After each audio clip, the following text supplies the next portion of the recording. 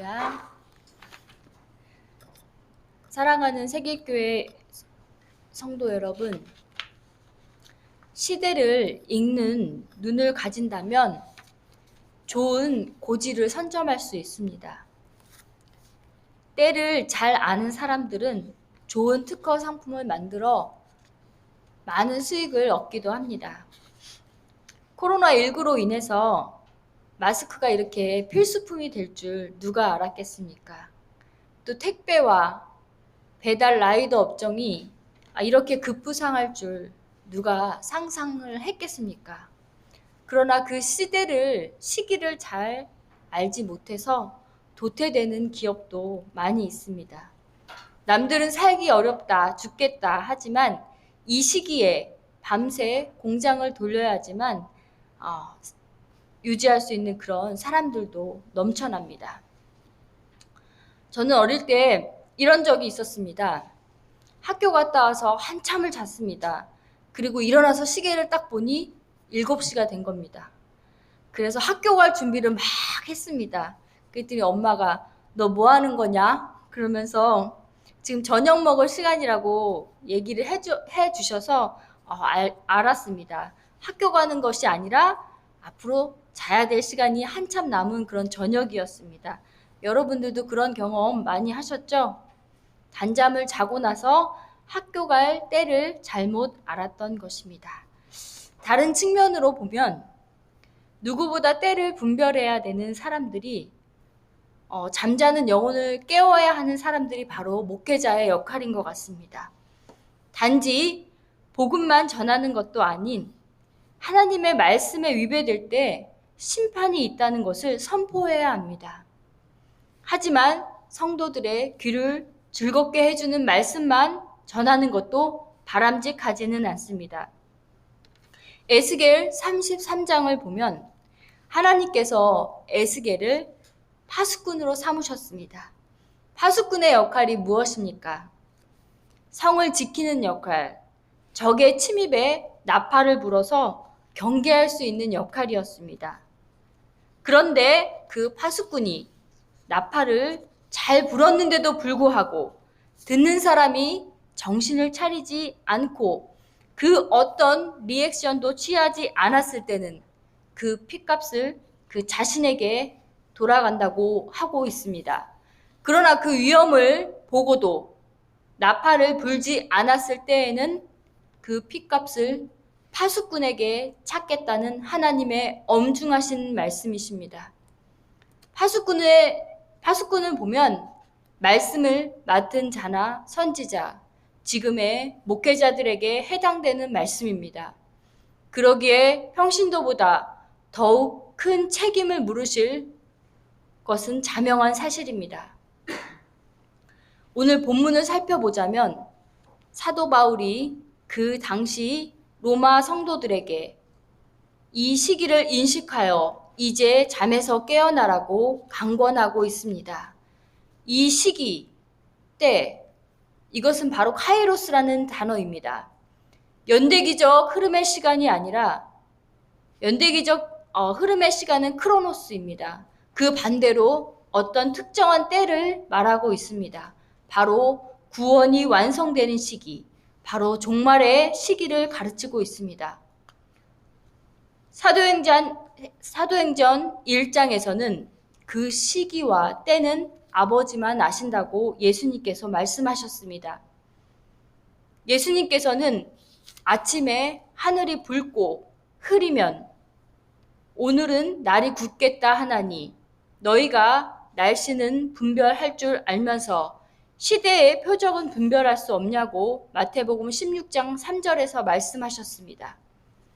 이 말씀은 날씨는 잘 분별하면서 자신이 살고 있는 이 시대를 잘 분별하지 못하는 세대를 향해서 하시는 주님의 말씀입니다.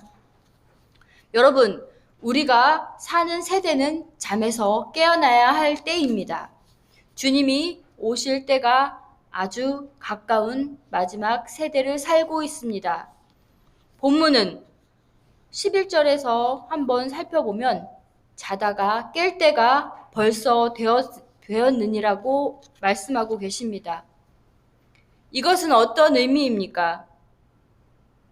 잠을 자고 있는 사람들이 깨어야 할 때가 벌써 되었다는 뜻입니다. 이것은 피곤해서 곤히 자고 있는 잠을 깨우는 것이 아니라 영적인 잠에서 깰 때가 되었다는 것입니다.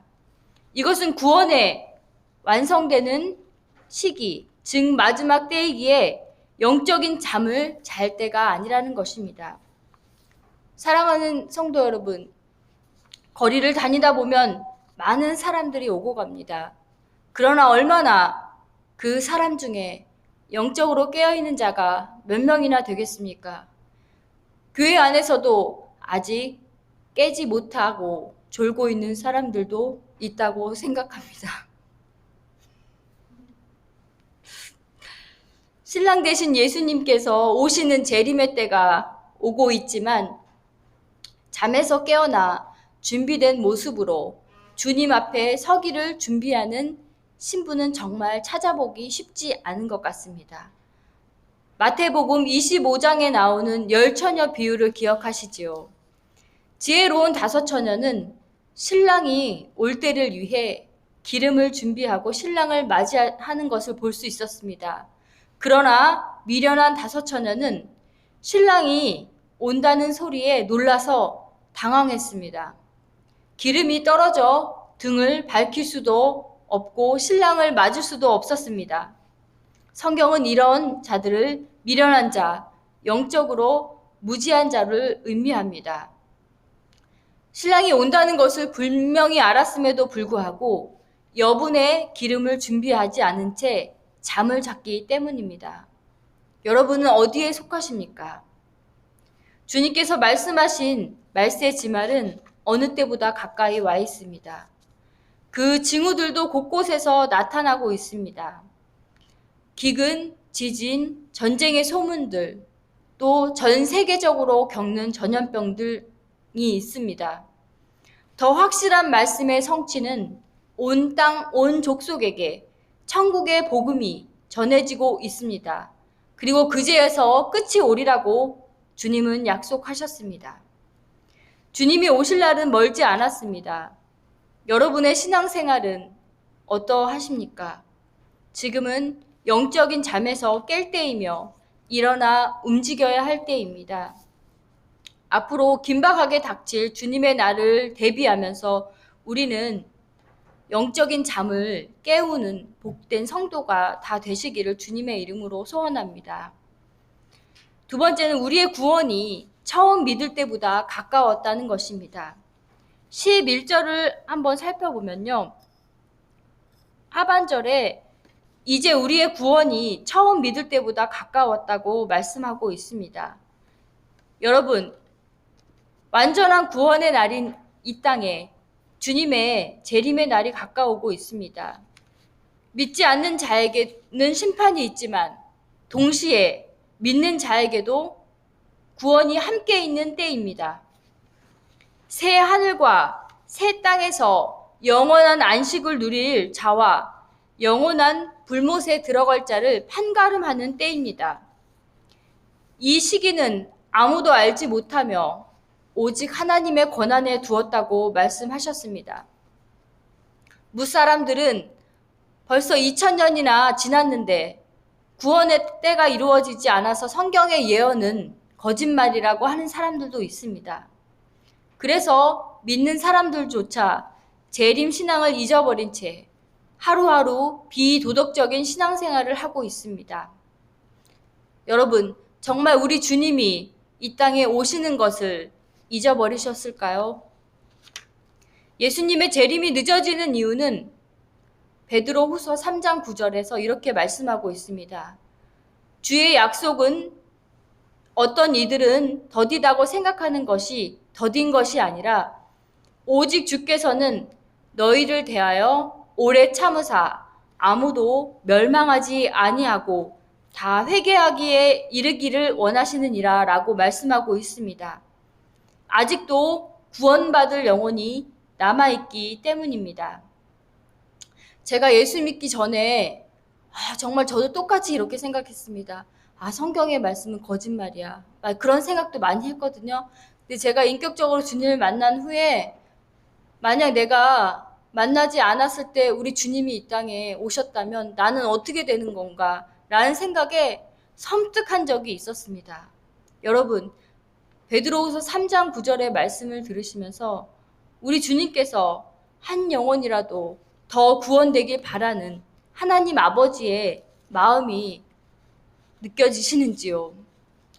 무엇보다 정확한 사실은 우리가 믿었을 때 이후로 우리에게 구원은 훨씬 더 가까워졌다는 사실입니다. 12절의 말씀을 우리 함께 살펴보겠습니다. 12절은 그러므로 우리가 어둠의 일을 벗고 빛의 갑옷을 입자라고 되어 있습니다. 여러분, 빛의 갑옷과 예수 그리스도의 옷은 일맥상통합니다. 그럼 갑옷은 어느 때 입는 것일까요? 바로 전쟁터에 나아갈 때 입는 옷입니다. 신앙생활은 유람선을 타고 여행하는 것이 아닙니다. 영적인 전투를 치르는 함정과도 같습니다. 갑옷은 다른 한편으로는 로마의 가장 영광스러운 것으로 상징됩니다. 어둠을 물리치는 빛의 갑옷을 입은 장군을 연상해 보십시오. 얼마나 영광스럽습니까? 또 아무리 어둠이 강하다 해도 빛을 이길 수는 없습니다. 빛의 갑옷은 영적인 전쟁터를 살아가는 그리스도인들에게 성결한 삶이요, 도덕적인 삶이요, 영생을 소망하는 삶을 의미합니다. 바울이 로마 성도들에게 육신의 삶을 버리고 그리스도의 오신 거룩한 삶을 살기를 바라는 이유가 또 있습니다. 그것은 로마의 생활을 보면 이해가 됩니다. 밖으로는 아주 문란한 문화였으며 목욕탕을 아주 사람들이 즐기는 문화였습니다. 그리고 방탕한 것, 술과 이런 문화들 속에서 로마 성도들은 그 삶에서 가까이 존재하고 있었습니다. 세상적으로는 온갖 사치를 다 누리고 있지만 영적으로는 아주 깊은 어두운 밤이었습니다. 더러움과 가증한 것이 가득한 바벨론과 같은 곳이었습니다. 이런 어둠 속에서 빛의 자녀로 살아갈 때 바로 빛의 자녀의 무기는 바로 거룩함입니다. 여호수아 3장에서 여호수아는 요단강을 건너는 이스라엘 백성에게 자신들을 성결하게 하라고 명령합니다. 세속적인 것에서 분리를 요구합니다. 하나님의 기적을 보려면 세속적인 것에서 떠나야 합니다. 그것은 인생의 요단강을 건널 때도 마찬가지입니다. 하나님의 능력은 거룩함 가운데 경험할 수 있으며 보여지는 것입니다. 그러기에 로마 교회 성도들에게 무엇보다 거룩함을 사도 바울은 요구하는 것입니다. 네 번째, 예수 그리스도의 옷을 입자입니다. 14절에 오직 주 예수 그리스도로 옷 입고 정욕을 위하여 육신의 일을 도모하지 말라고 말씀하고 계십니다. 여러분, 하나님의 자녀가 천국 백성으로 살려면 바로 예수 그리스도의 옷을 입어야 합니다.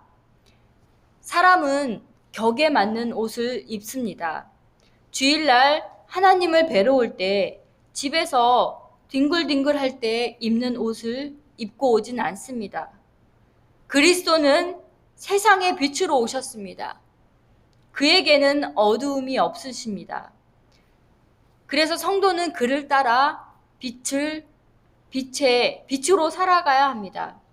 그러나 지금 우리는 어떤 옷을 입고 있는지 살펴보아야 합니다. 죄의 옷을 입고 있을 때 우리는 죄악의 행실로 달려갈 수밖에 없습니다. 방탕하고 술, 음란, 호색, 다툼, 시기는 바로 죄의 옷에 따라오는 것입니다.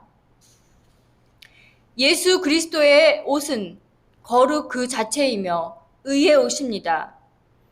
예수님의 죽으심과 부활은 바로 우리의 더러움이 가득한 그 옷을 벗기시고 주님의 거룩하고 빛난 옷을 입혀주신 사건입니다. 마치 누가복음 15장에서 돌아온 탕자에게 아들에게 좋은 옷을 입혀주고 가락지를 끼워주듯 우리의 더러운 옷을 벗기시고 주님의 의의 옷, 거룩한 옷을 입혀주셨습니다. 이 본문은 어거스틴의 회심과 아주 깊이 관련되어 있는 구절입니다. 아주 방탕한 생활을 했으며 종교적으로 하나님과 거리가 먼 삶을 살았던 어거스틴입니다. 어머니 모니카의 오랜 기도는 어거스틴을 하나님께로 돌아오게 했습니다. 어느 날 고통과 근심 속에 뜰을 거닐다가 어린아이들의 펴서 읽으라는 노랫소리를 듣고 집에 들어가 펴서 읽은 구절이 오늘의 본문 말씀입니다. 자신의 삶에서 지금이 어느 때인지 인식하지 못한 채 살아간다면 허랑방탕하게 살아갈 수밖에 없습니다. 그러나 밤은 곧 지나고 환한 낮이 옴을 깨닫는 순간 자신의 어리석고 무지한 행동들을 버리게 됩니다. 말씀을 정리하겠습니다. 사랑하는 세기교회 성도 여러분, 그리스도인들은 눈앞에 밤이 아니라 낮이 가까이 온 것을 바라보아야 합니다. 그리고 깨어 주님의 오심을 준비해야 합니다. 주 예수 그리스도의 거룩한 옷을 입고 하루하루 주어진 곳에서 빛으로 살아갈 때 신실하신 주님께서 우리의 마지막도 인도하실 겁니다. 기도하시겠습니다.